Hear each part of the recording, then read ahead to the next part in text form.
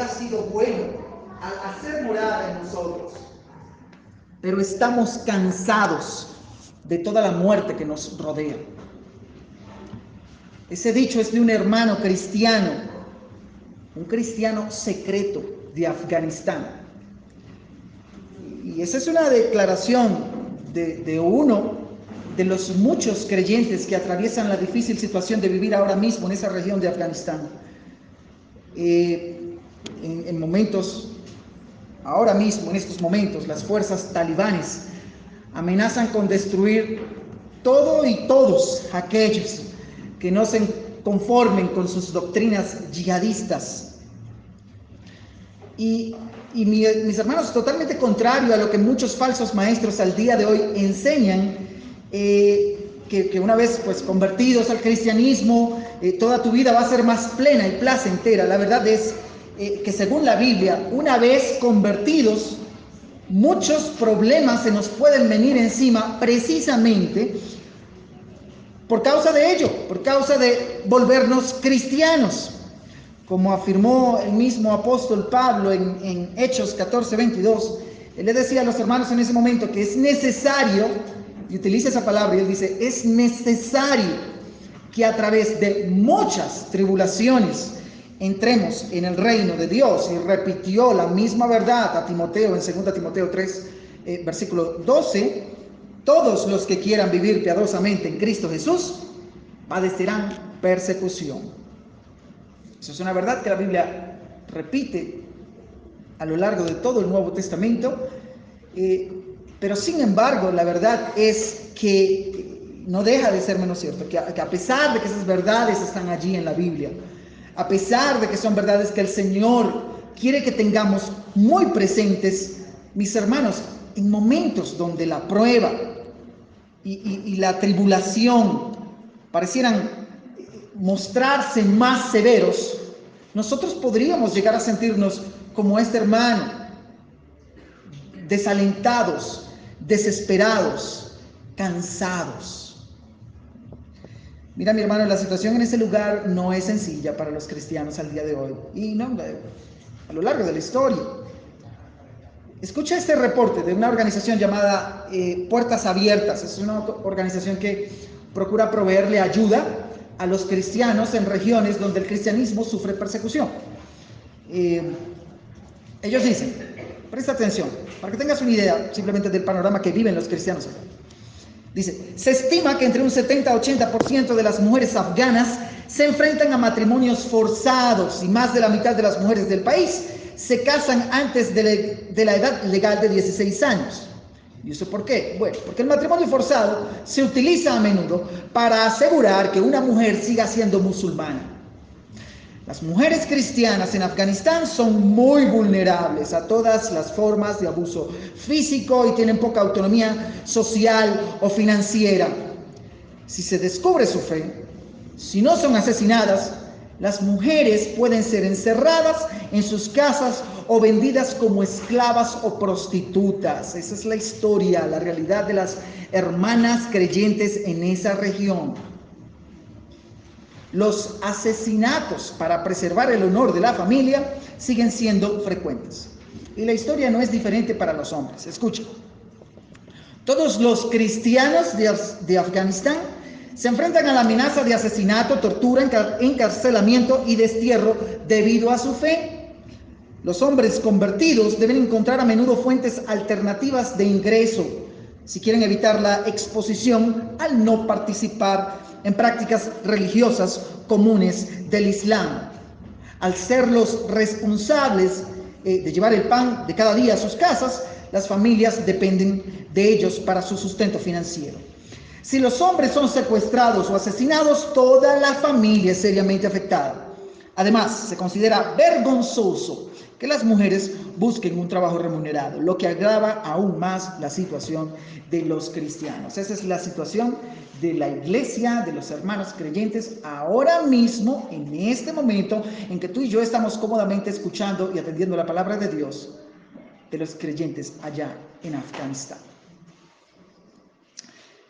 Mira, mi hermano, oír ese reporte puede llegar a justificar el cansancio de este hermano que mencionábamos al principio. Pero déjame hacerte una pregunta. Si se te concediese la oportunidad de que tú puedas brindarle una palabra a un hermano creyente de esa región, te encargaron la labor de consejería por un momento para que le brindes palabras de aliento a los hermanos en Afganistán, ¿qué les dirías? ¿Qué se te viene a la mente? ¿Cuál es la palabra más sabia que puede brotar de tu corazón para con unos hermanos en una situación como esta? Bueno, te voy a pedir que me respondas. Mientras lo piensas, vamos a tomarnos de la mano de esta dura realidad que padece la iglesia allá en este momento, para que observemos un ejemplo presente en la Biblia, donde un grupo de creyentes atraviesa una situación muy parecida, y en donde se nos muestra el consejo que recibieron de uno de los líderes de la iglesia en ese momento. El texto lo leímos, forma parte de todo el capítulo 1 que leyó nuestro hermano Aris hace un momento en Santiago, pero nosotros vamos a centrar nuestra atención simplemente en los versículos 2 y 3 de esa carta. Santiago capítulo 1 versículos 2 y 3. Las palabras que quiso dirigir Santiago a un grupo de creyentes que atravesaban una situación muy particular a la descrita anteriormente fueron las siguientes. Versículos 2 y 3 de Santiago capítulo 1. Tened por sumo gozo cuando os halléis en diversas pruebas, sabiendo que la prueba de vuestra fe produce paciencia. Esa es la instrucción. Lo primero que se le vino a Santiago en la mente para hablar a estos hermanos. Y antes de considerar lo extraño que esa instrucción pueda parecer, vamos a ver en primer lugar las pruebas con que lidiaban los hermanos a quienes Santiago les escribe. Y te digo que es extraño esa declaración porque, pues, a ver, en la prueba es muy difícil experimentar gozo o expresar gozo. No, lo que le puede producir o provocar en medio de una tribulación, una situación difícil, es llorar. Pero gozo es una instrucción extraña. Pero antes de adentrarnos allá, vamos a ver, ya hemos visto las pruebas, algo muy somero y superficial de las pruebas de los hermanos en Afganistán. Veamos las pruebas de los hermanos judíos a quienes Santiago escribe. Como recordaremos nosotros en el pasaje anterior, o en el mensaje anterior que llegamos a compartir, Santiago escribe ¿a quién? A las 12 tribus que están en la dispersión. Principalmente su escrito es a ellos, con lo que él quiere referirse a los judíos, aquellos hermanos pertenecientes al pacto de Dios por medio de Abraham. En ese punto de la historia, el pueblo judío sabe de primera mano lo que son las pruebas, las tribulaciones. Ya ellos sufrieron la deportación de 10 de sus tribus por allá en 2 de Reyes capítulo 17. También sufrieron el exilio de otras 2 tribus en Babilonia, lo que de una vez borró o terminó de arrasar con lo que quedaba del reino de Judá. Y por esa razón es que miles de judíos viven fuera de sus fronteras. Ve conmigo a Hechos capítulo 2. Hechos capítulo 2. Allí Lucas, el autor del libro de Hechos, nos deja ver mencionando algunas de las regiones de donde estos judíos venían. Hechos capítulo 2, versículo 5, dice, moraban entonces en Jerusalén, Hechos 2, versículo 5, moraban entonces en Jerusalén judíos, varones piadosos, de todas las naciones bajo el cielo. Versículo 9.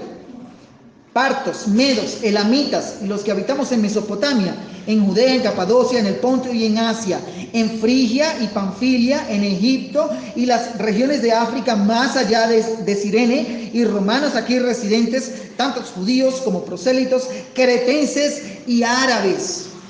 Una amplia diversidad de naciones menciona el autor acá, Y eso nos brinda una idea de cuán diseminado se hallaba el pueblo judío.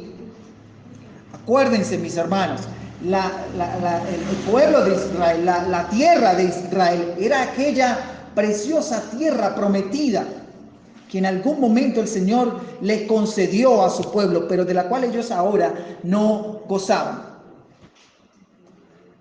Esas son solo algunas de las regiones donde se encontraban algunos de estos judíos. Ahora, así que podríamos ir enumerando, ¿sí?, algunas de las situaciones difíciles del pueblo.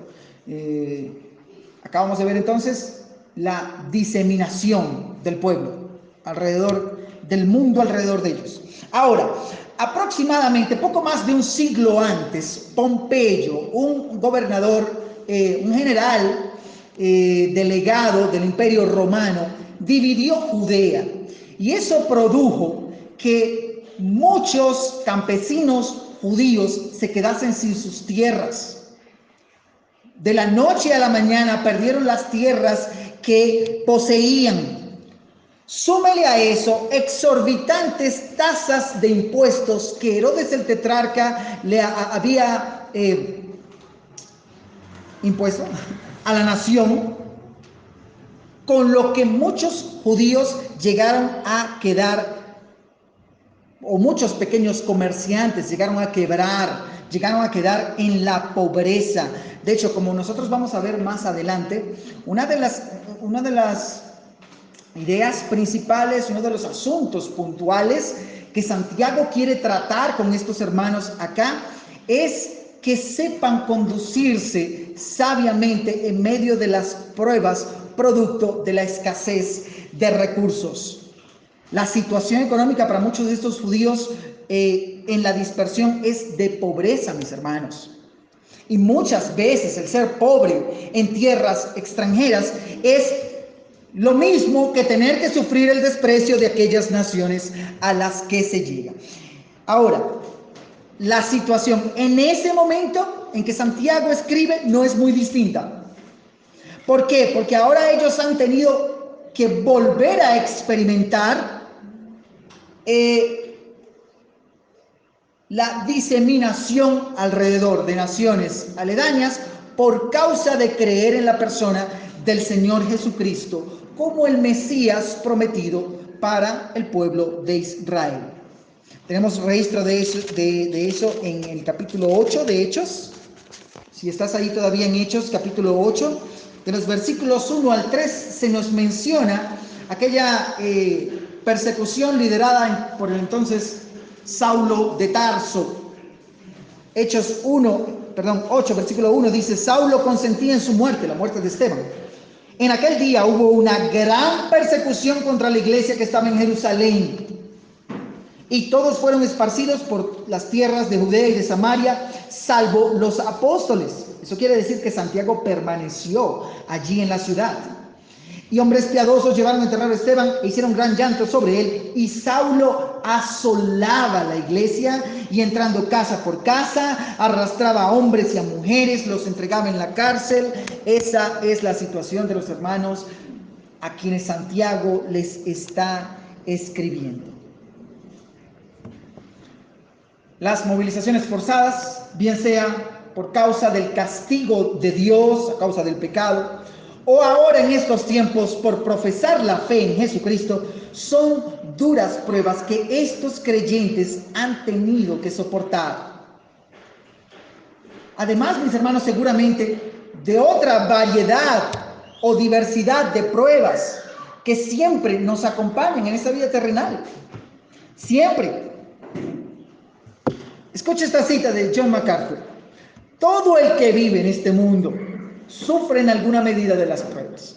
Esa es la consecuencia de la caída, el resultado lógico de una naturaleza humana pecaminosa y de un mundo y una sociedad corrompidos por la iniquidad. ¿Te acuerdas de Elifaz, el amigo de Job? En algún momento, entre varios de los consejos sabios que pudieron haberle brindado a Job, está aquel donde dice: así como las chispas se levantan para volar por el aire, así el hombre nace para la aflicción. Es en ese contexto que nosotros encontramos las palabras de Santiago a sus hermanos judíos y por extensión a todo el pueblo cristiano de todas las épocas. ¿Cuáles son? Versículo 2. Tened por sumo gozo cuando os halléis en diversas pruebas. ¿Sabes qué pensaba? Un paréntesis aquí chiquitito. Pensaba que mientras estudiamos Santiago, podríamos establecernos el propósito de memorizarnos Santiago. Hemos visto, junto con la predicación pasada y esta, Santiago capítulo 1, versículo 1, y el día de hoy vamos a ver los versículos 2 y 3. Así que para dentro, te planteo esto, a ver si te animas conmigo. Para dentro de un mes, que tal vez nos volvamos a ver, a estudiar esta carta, deberíamos sabernos esos 3 textos. Son sencillos, hasta este momento son sencillos.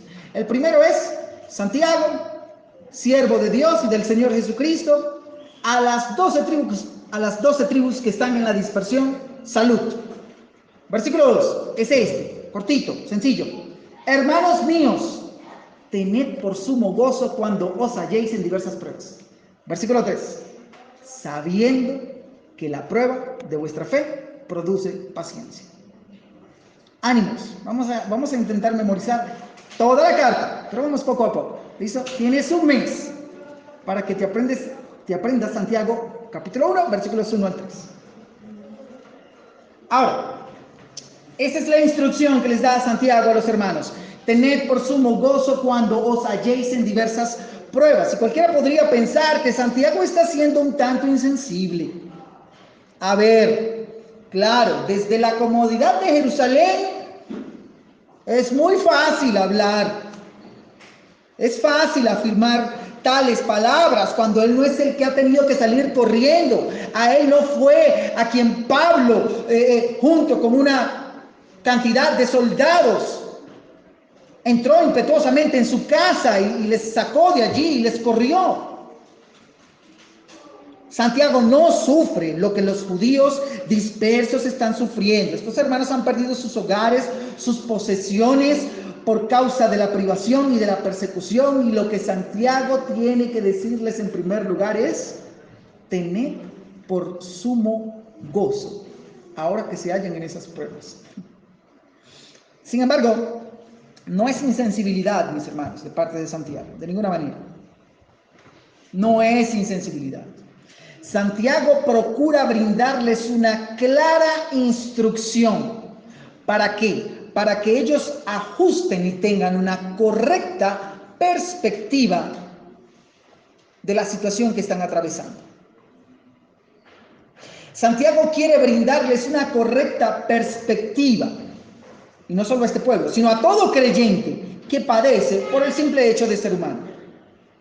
No necesitamos persecuciones externas, no necesitamos pruebas externas. Por el simple hecho de tu ser humano, un limitado ser humano, vas a padecer enfermedades, accidentes, frustraciones familiares, otras. Pero también vas a padecer por el hecho de ser cristiano, como las persecuciones. Ahora, hay varios aspectos que es bueno que consideremos en esa declaración de Santiago. Warren Wiersbe dice que el punto de vista determina el resultado y la actitud determina la acción. El punto de vista determina el resultado, la actitud determina la acción.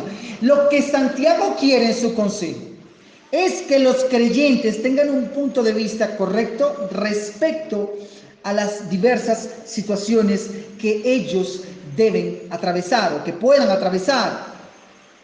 Esa palabra tened, por sumo gozo, tened, puede también significar o puede brindar la idea de evaluar. No entres en desesperación en el momento de la prueba, sino tened por sumo gozo. Evalúa la situación, no te apresures a brindar o emitir apreciaciones, interpretaciones de tus pruebas y de la providencia del Señor. Calma. Ahora, Santiago también menciona que cuando os halléis en diversas pruebas. Cuando él utiliza esa palabra halléis, lo que quiere enseñarnos es que la prueba no viene caminando paso a paso y lentamente hacia nosotros, de manera que la podemos distinguir a la distancia. No.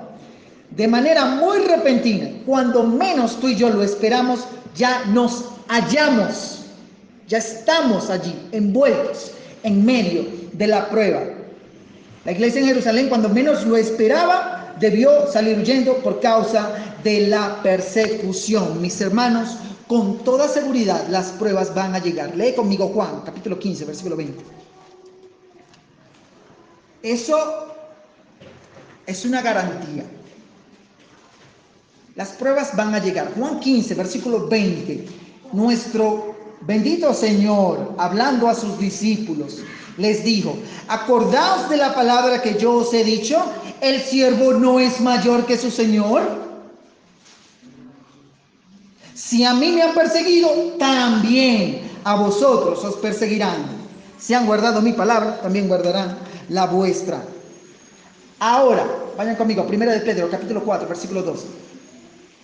Primera carta de Pedro, capítulo 4, versículo 12. La realidad es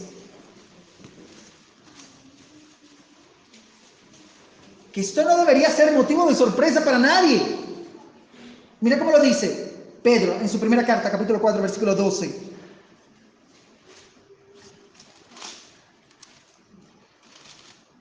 Amados, no os sorprendáis del fuego de prueba que os ha sobrevenido, como si alguna cosa extraña os aconteciese. ¿De qué forma? ¿En qué color? ¿En qué tiempo? ¿En qué área? ¿Con qué intensidad va a llegar la prueba? Eso sí no lo sabes. Pero de que va a llegar, va a llegar. Y es entonces cuando ya se está en ese fuego de la prueba que nuestra actitud frente a ellas va a hacer toda la diferencia.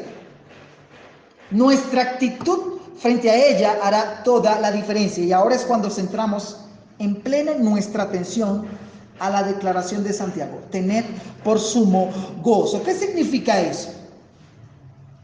¿Qué significa eso? ¿Es acaso, Santiago acaso nos está diciendo acá, o en otras palabras, repitiéndonos el cliché superfluo de al mal tiempo buena cara? Debemos forzar una mueca por sonrisa y aparentar que todo marcha bien porque simplemente la Biblia así lo dice. No, mi hermano, esa no es la instrucción de Santiago. La instrucción es que afrontemos con un gozo genuino todas las pruebas, las diversas pruebas que puedan venir sobre nuestras vidas, teniendo en cuenta algo que nos va a ayudar en medio de la prueba, y que si lo perdemos de vista, podemos caer en la desilusión, el desespero, incluso la apostasía. Acompáñame a Mateo capítulo 13. Mi hermano, no es cualquier cosa. O no es un asunto de que, bueno, hay gente que puede tener gozo en las pruebas. O no es un asunto de que, bueno, ese mandamiento si quiero lo obedezco, si no, no.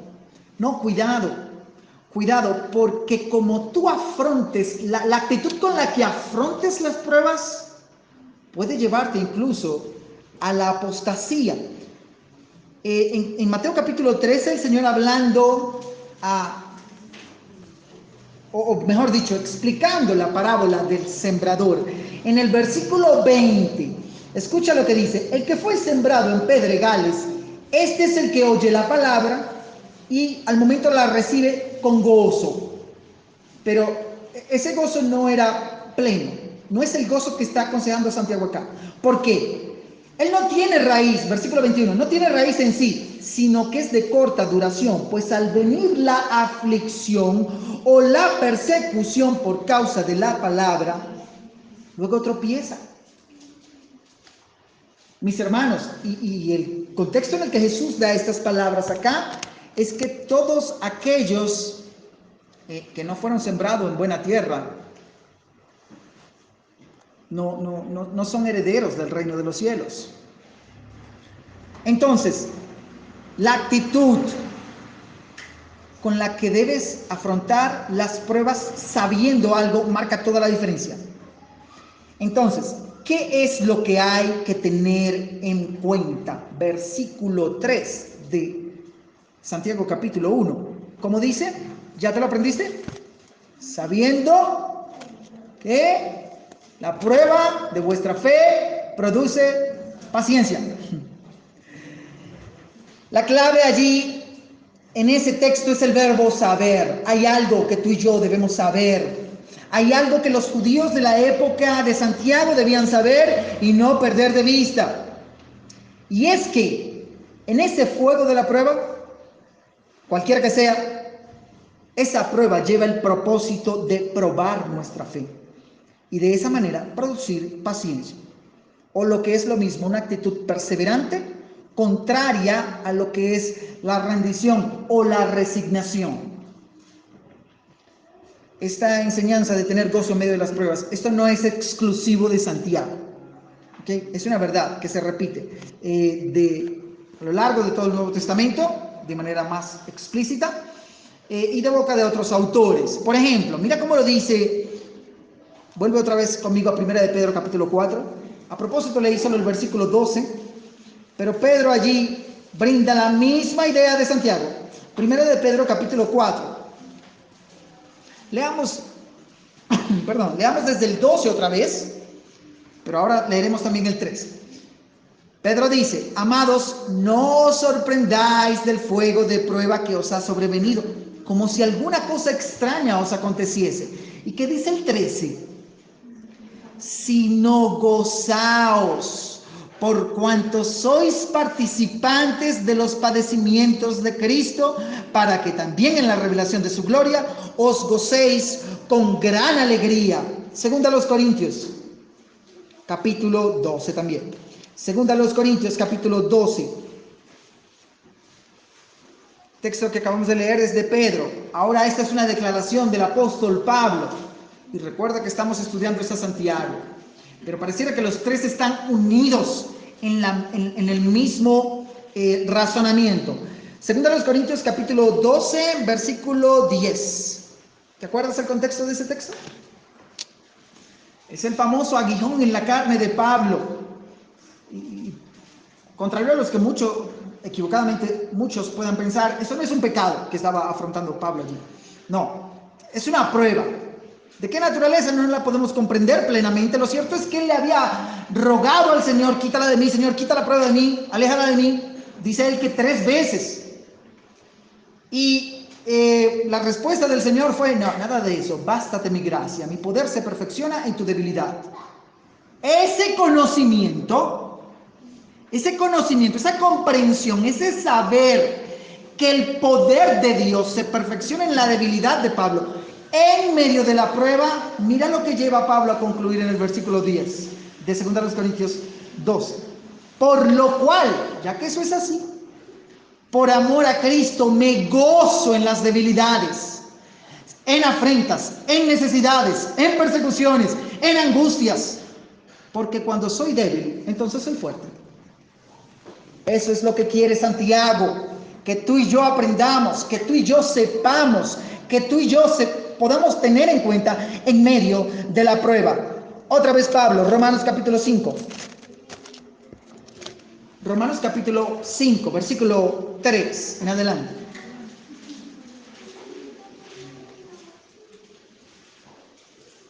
Romanos capítulo 5, versículo 3. Y no solo esto, sino que también nos gloriamos, ¿en qué?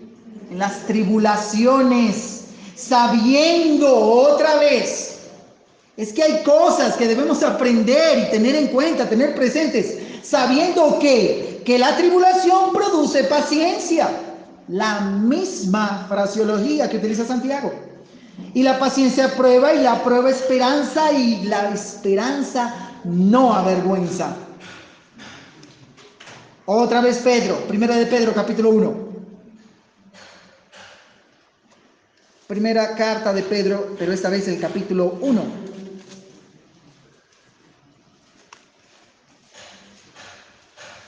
Pedro está hablándole aquí a los hermanos de las preciosas bendiciones que han recibido de parte de Dios al ser objeto de la misericordia y la salvación en Jesucristo. Pero ahora, y él va a decir en el versículo 6, en eso nos alegramos, ¿sí?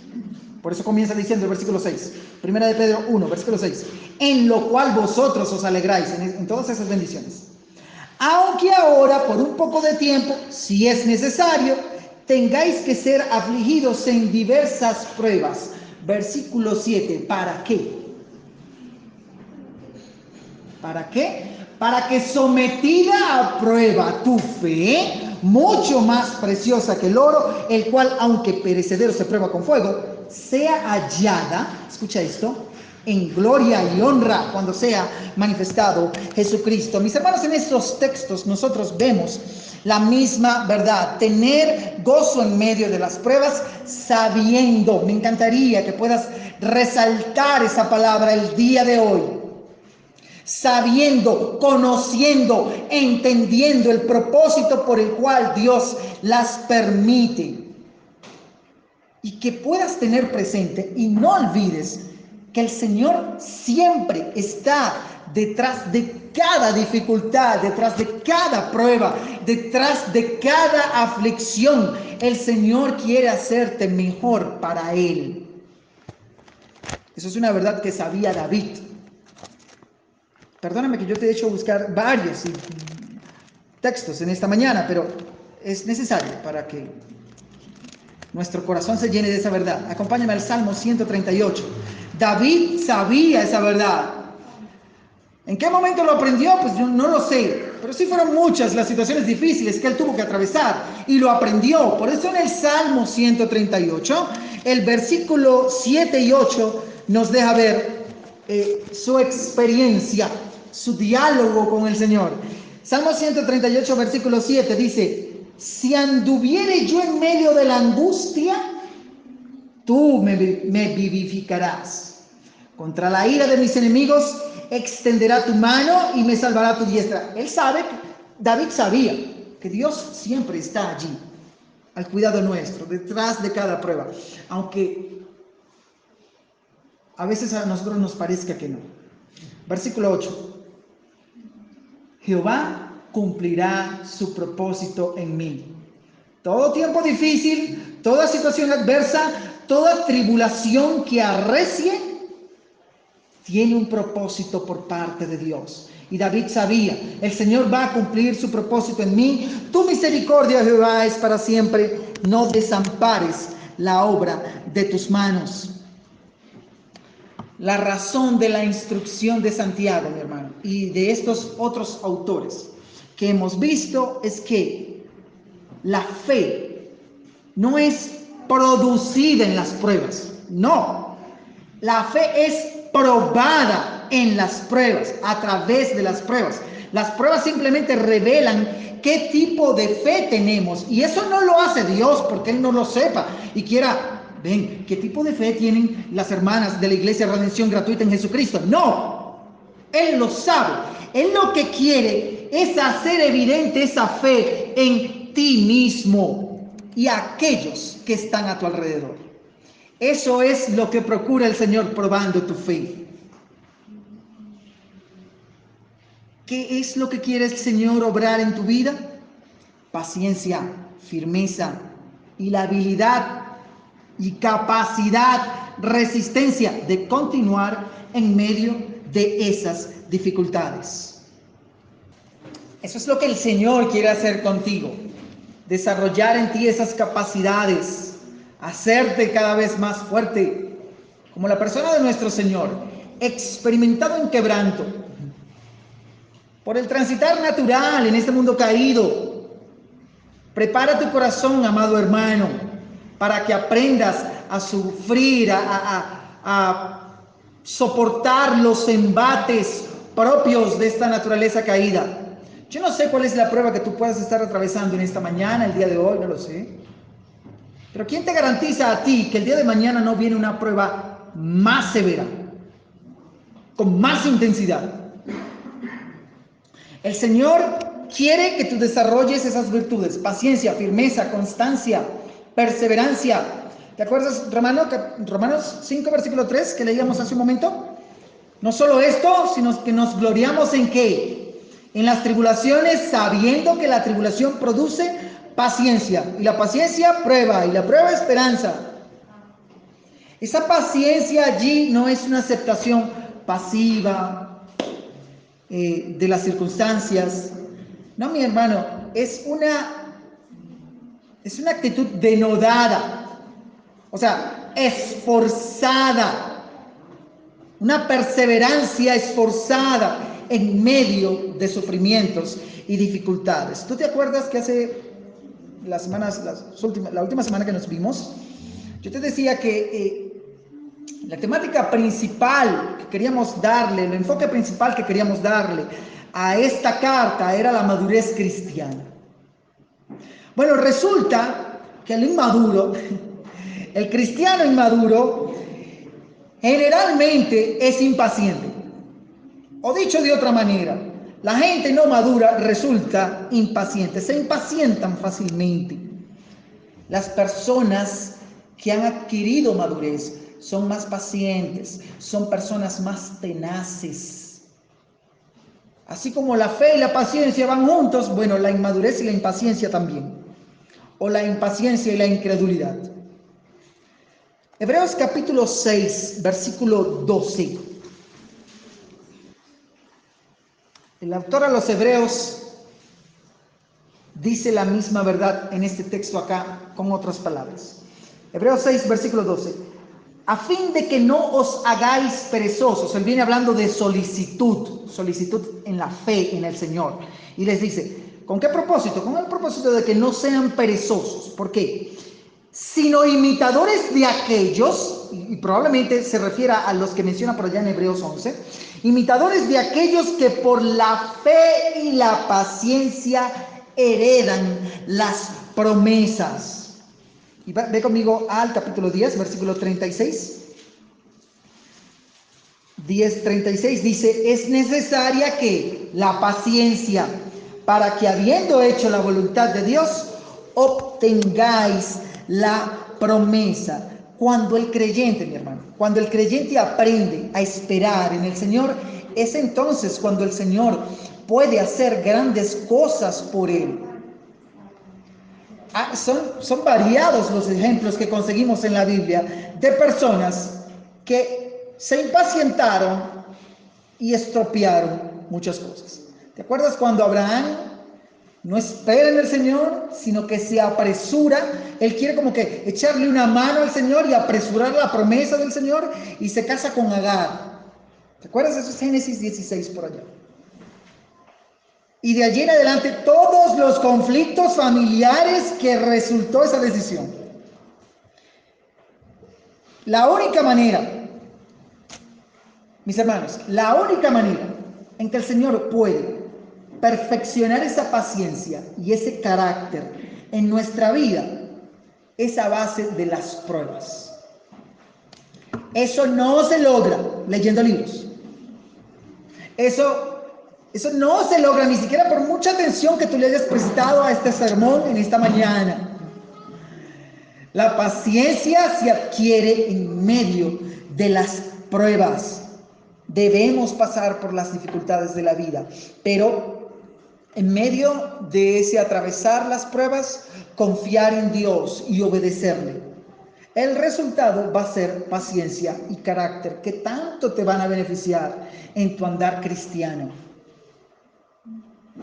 Mira, mi hermano, sabiendo eso, es sabiendo estas cosas que entonces podemos tener por sumo gozo cuando nos hallemos en medio de ellas. Sabemos lo que las pruebas van a hacer en nosotros y por nosotros, y sabemos que al final llevarán gloria al Señor. Vamos a resumir acá para finalizar. Las pruebas van a llegar en un momento u otro, con una apariencia u otra. ¿Está preparado? Y ruégale al Señor por misericordia para poder soportar con paciencia y perseverar hasta el final. Mis hermanos, los hijos de Dios no están exentos de las pruebas. van a venir pruebas, incluso relacionadas con las más grandes bendiciones que el Señor te pueda conceder, incluso en lo mejor que Él te da. ¿Nunca te has preguntado por qué Pablo brinda ese consejo tan extraño por allá en 1 Corintios capítulo 7, versículo 28? Él allí, hablando del matrimonio, dice,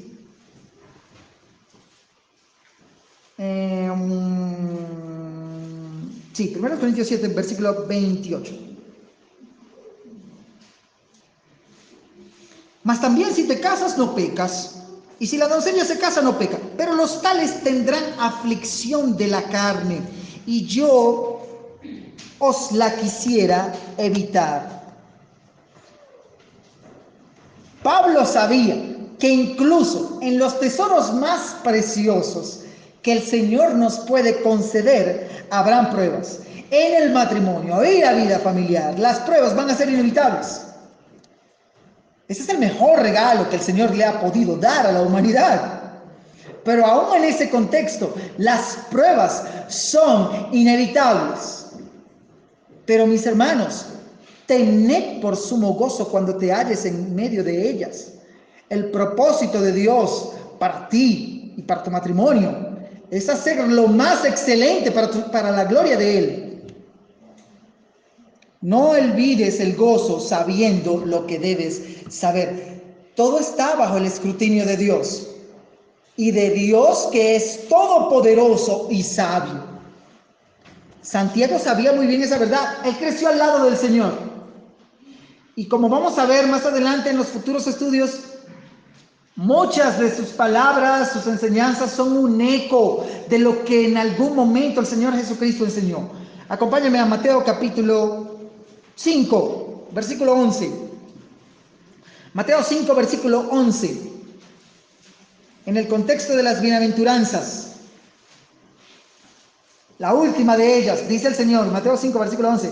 Bienaventurados sois, dichosos, felices son. ¿Cuándo?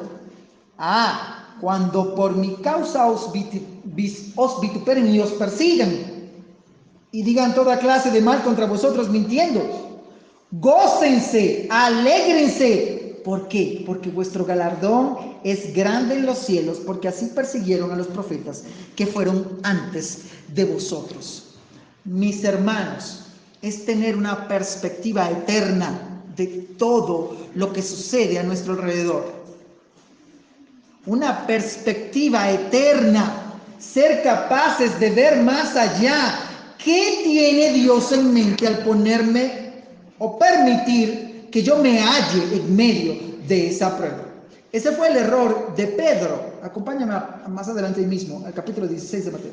Ese fue el error de Pedro en aquella famosa reprimenda que le da el Señor en Mateo capítulo 16. Perdió de vista la perspectiva eterna. Mateo capítulo 16, ¿tú te acuerdas de ese pasaje? Es muy conocido. Cuando el Señor anuncia su muerte, Pedro quiere solucionar las cosas de una manera bastante terrenal. No, Señor, de ninguna manera esto te acontezca. Vamos ahora mismo a procurar esconderte. Yo no sé cuáles eran los planes de él, pero le dice al Señor, en el versículo 22, Mateo capítulo 16, 22, Pedro tomándolo aparte comenzó a reconvenirle diciendo, Señor, ten compasión de ti, en ninguna manera esto te acontezca. Pero él, Jesús, volviéndose dijo a Pedro, y tú sabes, tú conoces esas palabras, la primera parte de la reprimenda del Señor, quítate de delante de mí, Satanás, me eres tropiezo. Pero ¿qué más sigue diciendo el Señor allí? Porque no pones la mira en las cosas de Dios, sino en las de los hombres. Ese es tu problema. Tú no estás consciente, tú no sabes cuál es el propósito de Dios en medio de esta situación que debemos enfrentar. En ese momento era nada más y nada menos que la redención de la humanidad. Pero quiero que veas y prestes atención a las consecuencias, a lo perjudicial que puede ser obviar, ignorar, no tener en cuenta el propósito del Señor. Y yo no me refiero, no me malinterpretes, no estoy tratando de decir que nosotros debemos saber explicar todas las situaciones difíciles. No, cuidado con caer en la situación de los amigos de Job. ¿Te acuerdas de los amigos de Job? Esto es porque andas pecando. No. El punto es confiar en la labor que el Señor quiere hacer con nosotros, aun cuando no la sepamos, pero que podamos confiar en que Él sí tiene un propósito más alto, sublime y sabio para con nosotros.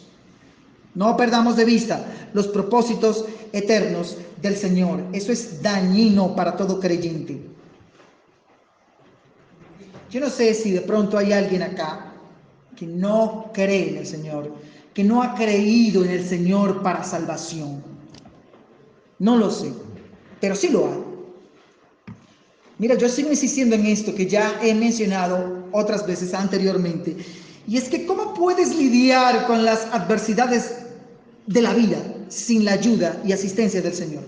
Sin su gracia para que pueda ayudarte y sostenerte en los momentos de angustia. No deberías, no tienes, no tendrías por qué padecer extremas angustias en el corazón sin el consuelo precioso que Dios y la persona de su Hijo Jesucristo, nuestro Salvador, pueden concederte. Si prestaste atención en un texto que leíamos hace un momento, decía que la esperanza no avergüenza. Eso significa que la esperanza en el Señor no defrauda, no te va a quedar mal. Es firme, es segura. Si te hallas acá sin nunca haber confiado en el Señor Jesucristo para el perdón de tus pecados, Él te invita hoy a que vengas a Él en fe, en arrepentimiento, confesando tus pecados. Él se va a deleitar en tener misericordia de ti y a ayudarte en adelante en todas las pruebas, luchas, tribulaciones que puedas afrontar en este mundo caído. Para terminar, quiero terminar con esta reflexión. Había un hombre llamado Don Roberto. Don Roberto se dice que era muy rico y tenía de todo en abundancia. Podía comprar lo que se le antojase. Y una tarde toma a su niña, que se llama Margarita, la toma en sus brazos y tenía 10 años Margarita. Estaba jugando con ella y le pregunta: ¿has pensado en lo afortunada que eres, hija mía, por ser hija del hombre más rico de esta ciudad? Y la niña le dice: sí, papá, todos te envidian. ¿Cómo quisieran ellos tener tu felicidad? Todo le iba bien a don Roberto. Pero la vida tiene giros imprevistos. Y a los pocos meses Margarita murió en un horrible accidente. Eso era más de lo que Roberto podía sobrellevar. Se entrega a la bebida, al juego, a la vida licenciosa. Con el tiempo pierde todo lo que tenía. Quebrado totalmente en espíritu, deja la ciudad donde había sido tan popular, se fue peregrinando en busca de paz y consuelo. De una manera muy providencial, el Señor se encargó de que las piedras hablasen en favor de él. Pasó por un campo y vio a un hombre que ara la tierra con un azadón muy agudo y le dice: ¿por qué cortas tan profundo la tierra? Y el hombre le dice: pues para que sea más blanda, para que así se empape bien de lluvia y de sol. Pasó por otra población y ve a un hombre que revolvía el trigo con una gran pala y le dice: ven, ¿y por qué no dejas en paz esos granos? Para que no se pudran, dijo él. Al final pasó por un viñedo y observó que un obrero estaba cortando con tijeras los sarmientos de las matas y le dice: Roberto, amigo, ¿por qué atormentas esos sarmientos? Para que den una cosecha buena y abundante, contestó el obrero. Estos eventos que pudieran parecer muy irrelevantes hicieron que Roberto se volviese una persona reflexiva y muy pensativo.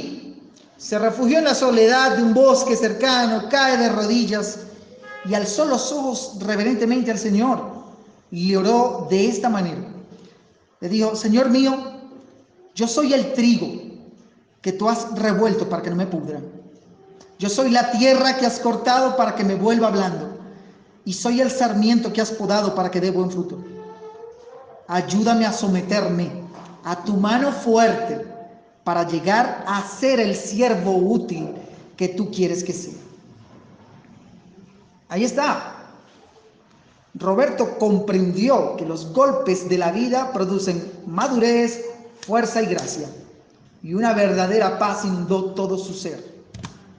A pesar de haberlo perdido todo, él llegó a comprender que podía ser un hombre verdaderamente feliz. Y eso es lo mismo que el Señor nos exhorta a todos nosotros, porque Él ya ha vencido por nosotros. ¿Te acuerdas de Juan 16, versículo 33? Estas cosas os he hablado para que en mí tengáis paz. En el mundo tendréis aflicción.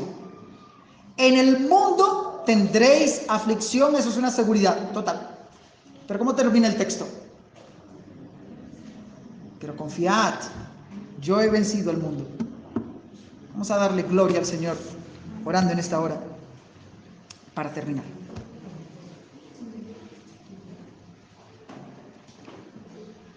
Ayúdanos, Señor amado.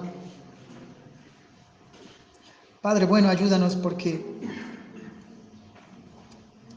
nuestro corazón rebelde, incrédulo, ingrato, pretende irse en contra de estas preciosas verdades que tú nos has enseñado. Ayúdanos, Señor, a que de continuo nosotros nos recordemos estas verdades los unos a los otros para confiar en pleno en aquella gloria venidera que en nosotros ha de manifestarse.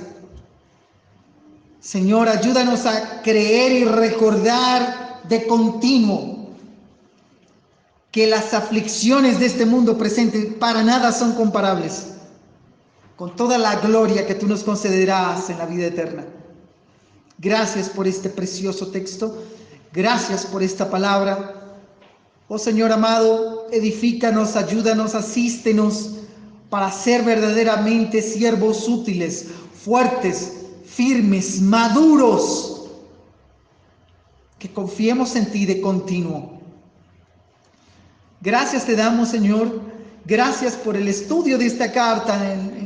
Gracias, Padre bueno, por concedernos las fuerzas, la atención, el corazón dispuesto para atender a esta tu palabra. Haznos constantes y firmes en la persona de nuestro amante Señor Jesucristo. Que aprendamos como Él, que por el gozo puesto delante de Él sufrió la cruz. Oh Padre amado, ayúdanos. Ayúdanos a que esta tu iglesia persevere en medio de las pruebas, avance en medio de las pruebas y te rinda gloria y manifieste pleno gozo en medio de toda lucha congregacional e individual. Porque te lo suplicamos en el nombre de Cristo, siempre y siempre para tu gloria, Señor. Amén. Si encontró edificante esta exposición, por favor recomiéndela y compártala a sus familiares, amigos y conocidos. Es una manera sencilla de acercarlos a Dios, ayudarlos a comprender la vida y a vivirla conforme a la voluntad de Dios, agradable y perfecta. Al suscribirse a este canal, nos animará a seguir trabajando en el estudio y exposición de la Palabra de Dios con el fin de llevarla a otros corazones de la manera más sencilla y fiel posible.